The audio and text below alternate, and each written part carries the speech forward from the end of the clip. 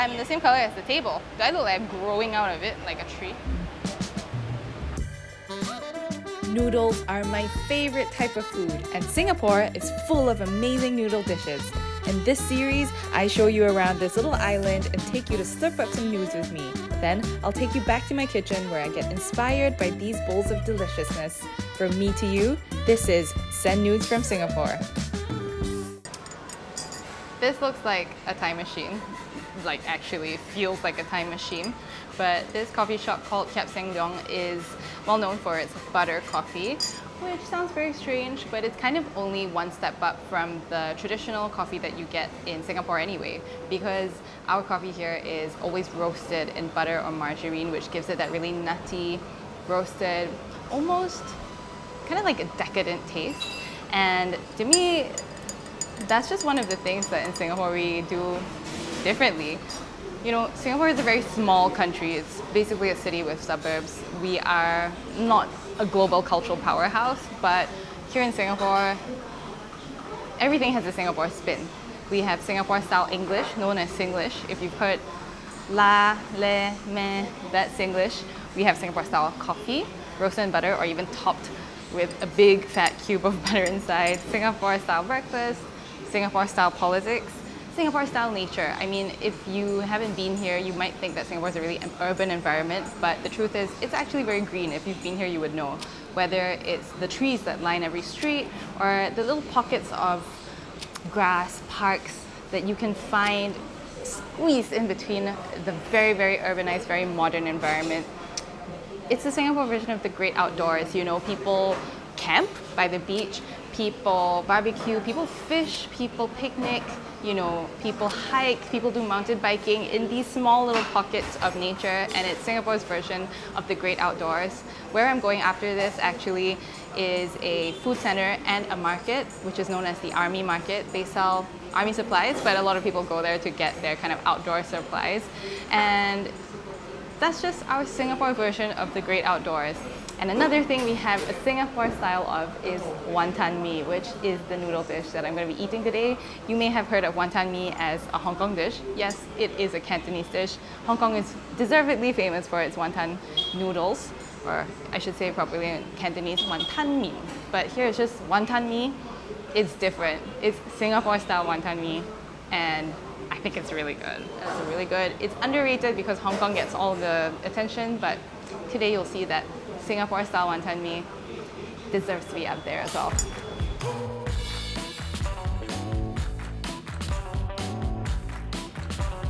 You know, people like to say that Singaporeans are like very kind of like straight-laced, bit uptight, you know, not very creative, but look at that. You can't tell me that's not creative expression. That is.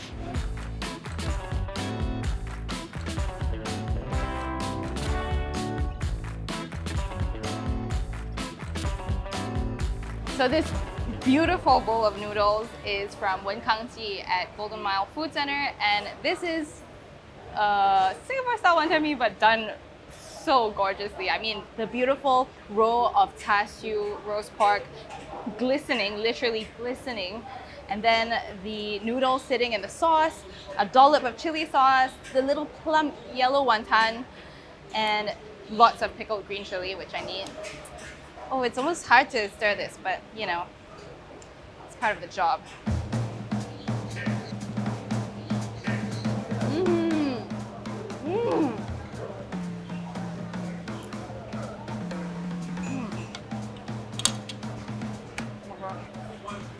So good. At the risk of sounding overly patriotic, I think for me, Singapore style wanton mee is my favorite style of wanton mee. I know this is a dish that people associate with Hong Kong because it's a Cantonese dish, but maybe it's the Singaporean in me. I like the punch of flavor. I like how rich the flavors are, and I like the spice. I like the chili. I need it, in fact. And this is just such a satisfying bowl of noodles. The amount of sauce, the ratio of sauce to noodles, the way the sauce just slicks every strand of noodle, and the noodle is nice and plump. It's not too hard. It's just, to me, this is basically perfect. It's so good. And you know, in Singapore, we make a lot of the different ethnic groups. We say that this is Malay food, Hokkien food, Teochew food, yeah, I mean, all these people, Malays came from here. There are Japanese migrants, Cantonese migrants who brought food like this. But after being in Singapore all these years, it's evolved into its own thing. So all of our origins, all of our histories have over the years turned into a very beautiful Singapore-style version of themselves. Just like this bowl of Wanton Mee, Singapore style. So good.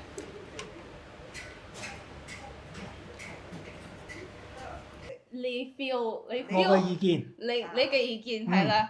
嗱 Oh god, okay, this is so bad. Okay. These lovely people are who I call Gong Gong and Po Po. They are my auntie's parents. They are from Hong Kong and they are experts on Wanton Mee, so I wanted to get their opinion. 第一 Okay.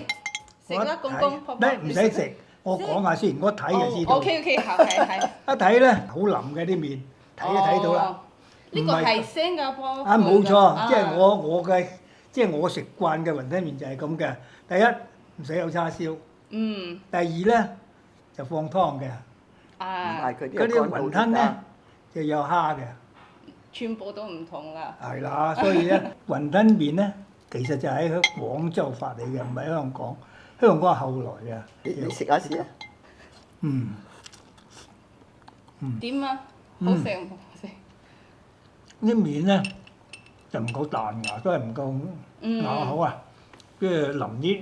雲吞麵咧，我個見過咧就唔係咁樣㗎，係要放湯嘅。個湯咧係最緊要嘅。呢個係乾撈，乾撈都有香港。乾撈有少啲，因為正宗雲吞麵咧冇好少乾撈嘅。所以公公你中意食香港款嘅雲吞麵？我食慣咗。食慣咗。但係婆婆咧？我差唔多啦，就應該咧香港雲吞麵就冇叉燒嘅，又冇菜嘅。佢菜咧，如果你係煮水嗰啲咧，就一定要用韭黃。韭黃係啦，用韭黃就咧唔會有菜嘅，啲菜你想食咧就要另叫嘅，叫碟油菜。呢度新加坡可能新加坡人中意食一碗全部都係呢啲。反而你新加坡人，我問佢咧，佢反而唔係好中意食香港嗰啲。佢即係太單調啊！我唔好中意食香港嘅雲吞麵。係啦。香港嘅麵好硬係啦。係啊，好難講嘅，呢個每笪地方嘅口味啊。其實嗰個麵唔同嘅麵係咪？唔同，呢個係麵夾，嗰個潮州人嘅麵夾。香港嘅麵同香港麵係自己打嘅。自己打。用個竹升嚟。竹升打。係啦。潮係咪？嗰啲係硬好多嘅。咁咧會硬啲嘅，硬身啲嘅。其實咧喺新加坡，人講雲吞麵嘅時候，佢想叉燒同辣椒。係啦，冇錯啦，唔同嘅。呢個同我哋嘅廣東式嘅食法係完全唔同㗎，因為呢度係適應咗本地嘅人中意食辣椒啊。咁而家我哋食雲吞麵咧，就好少食乾撈嘅，都係食湯嘅。嗰個湯咧就最緊要嘅，嗰個湯最緊要。最注重嘅湯。第一攞嚟啊，不緊湯試下先。嗰啲湯有冇味？嗰啲湯咧用大地魚雜嘅湯。咁咧覺得味有味啦，嗰啲個湯得啦，嗰啲雲吞麵咧就得啦。所以咧呢個乾撈都係最緊。唔係香港有乾撈。哦，有，但係嗰個汁嘅味道唔同係咪？因為香港嘅汁係全部都係蠔油係咪？好簡單嘅啫。一係就蠔油撈啊，一係就用啲豉油熟油啊，佢即係嗰啲一定要靚豉油啊啲咁撈就得㗎。呢個豬油嘅味香港以前有豬油㗎嘛，而家後來。啲人話怕膽固醇高唔食啫。係豬油㗎，不嬲都用豬油㗎。以前幾十年都用豬油。所以以前嘅味道都唔同啦。唔同啦，而家都爭咗啦。以前嗰啲雲吞麵好食過而家。婆婆公公，如果問你10分之中俾呢個都 OK 㗎，60-70分都有㗎啦。哇，唔錯。OK 㗎啦。公公咧？ 60分，啱啱合格。合格㗎啦， Okay, passed.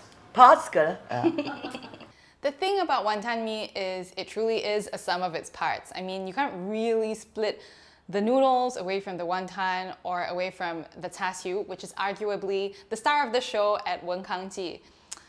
So I was really stressed out how I'm gonna take all these elements and put them into one really good dish. I was really focused on the char siu because it was so good at Wen Kang Ji.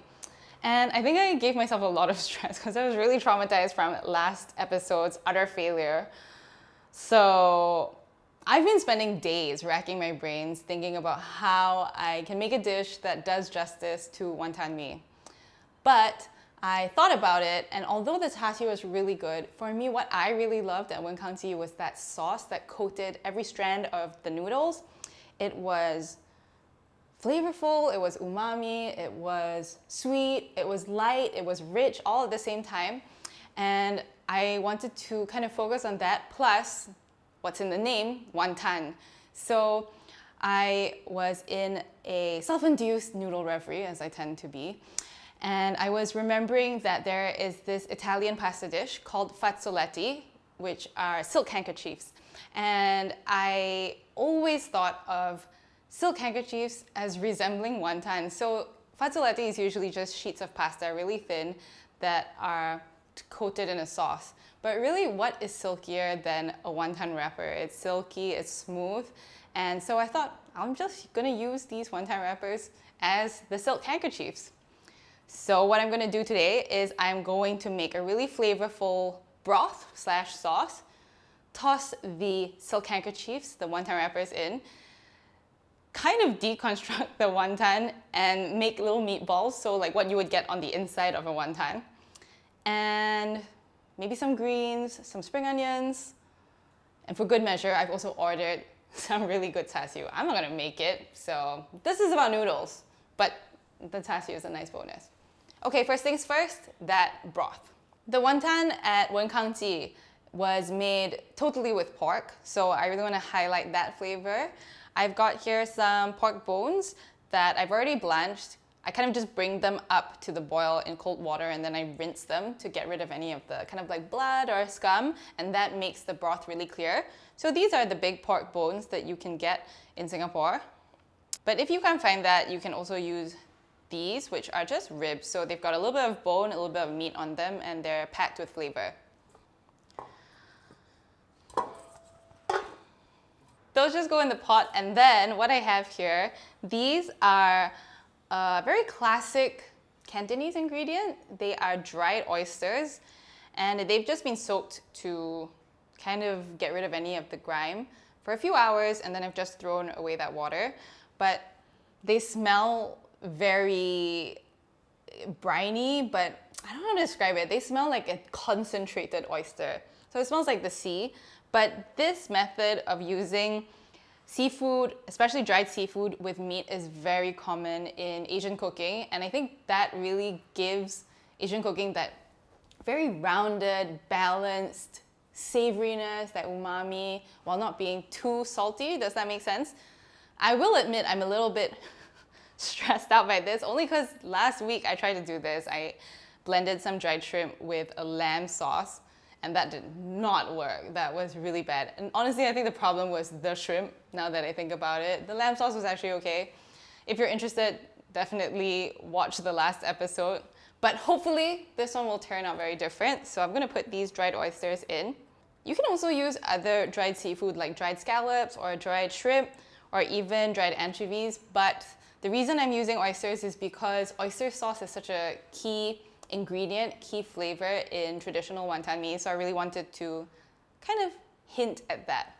Just because I have them right in front of me, I'm gonna add a few segments of spring onions, scallions, to the broth. Now I'll just cover these ingredients with water and then let this do its thing so that it turns into a really flavorful and rich broth. I don't know what the word. I get my life from the sauce, yeah. Badass bitch. Soup's boiling away, so I am going to make the little meatballs, which resemble the filling of the traditional wonton. I have just minced pork here in a bowl. And to that, I want to add some chopped spring onions.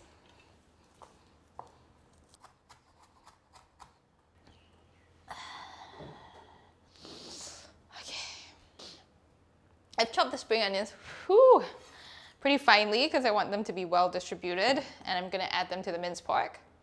Now I'm just going to season this mix.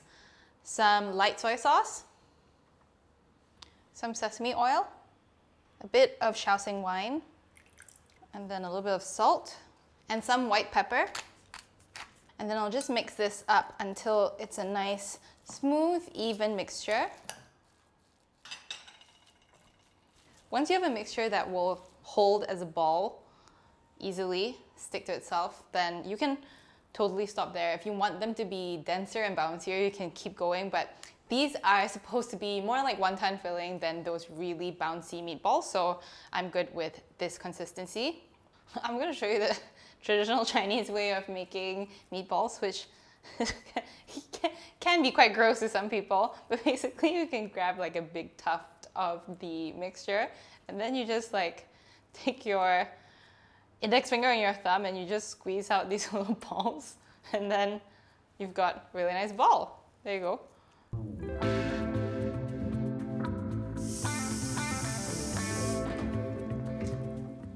Soup. Okay, soup's done. Let me taste it. Oh, it's very hot.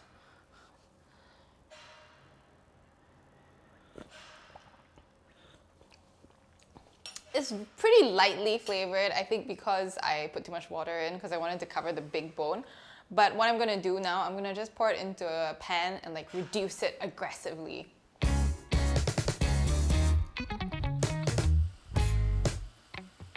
Come. The stock's reduced by about half, so I'm just going to season it with a bit of oyster sauce. I really want that hit of umami, so this is some chicken stock concentrate. And then some sugar, just to give it some sweetness.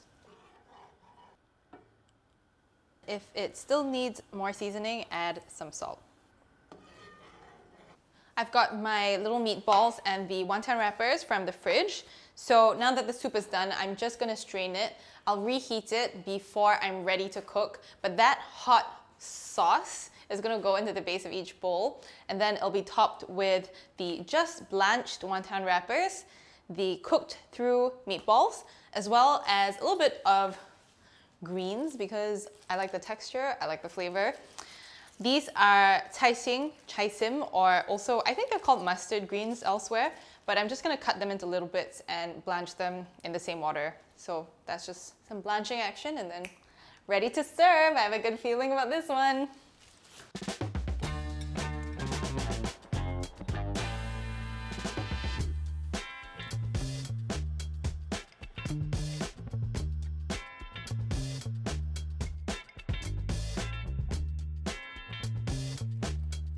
The blanched silk handkerchiefs are in there, so I'm going to top it with some of this hot and very rich sauce. And then a little bit of those blanched greens and a few of the meatballs. And since I have it, some beautiful roasted char siu. I'm so excited for this. I could totally add some chili on there, but I really want to see how this tastes pure and simple. So I'm gonna stir this up. Ah, very slippery, very silky for sure.